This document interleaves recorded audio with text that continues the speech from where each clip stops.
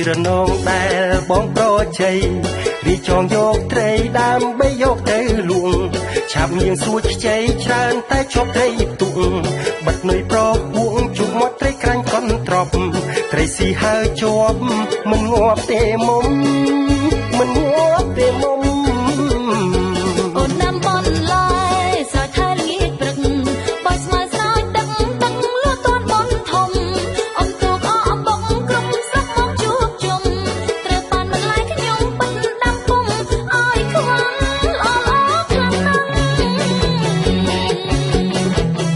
ស់សំទូចមួយរនងមកពាក់មួយដៃបិទនុយបងកៃនឹងបានត្រីធំខ្លាំងខែនេះឆ្វិនក្រាញ់អន់ដៃលេងខ្លាញ់ណាស់ជើងកាញ់ចាញ់ច្រាំងក្រុមកាញ់ចោឆ្លូនឆ្លាំងណែកាញ់ចោឆ្លូនឆ្លាំងស្ងំជូរស្ងោអាំងស្ងោអាំង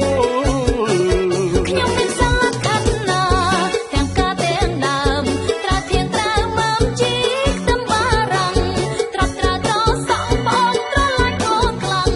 ននងកំពេងទាំងបៃប៉ងម្ដងម្ដេងបៃប៉ងម្ដងម្ដេង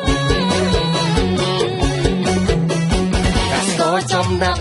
ចេញក្តាប់ទីផ្សារថ្ងៃខែពេលណាផ្សារត្រូវការពំទ្វេងបន្លែត្រីសាច់អាចលក់ទៅបរទេសកាស្កពីសេះចេញដើរទាន់សាំងម៉ៃ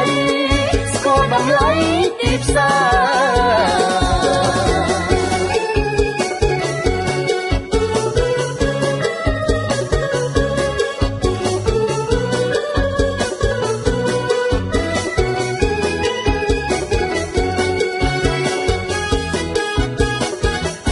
សំទូចមួយរនងដែលបងប្រជ័យរីចងយកត្រីដើម្បីយកទៅលួង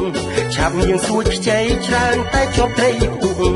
បាត់នុយប្រពួងជុំមាត់ត្រីក្រាញ់កន់ត្រប់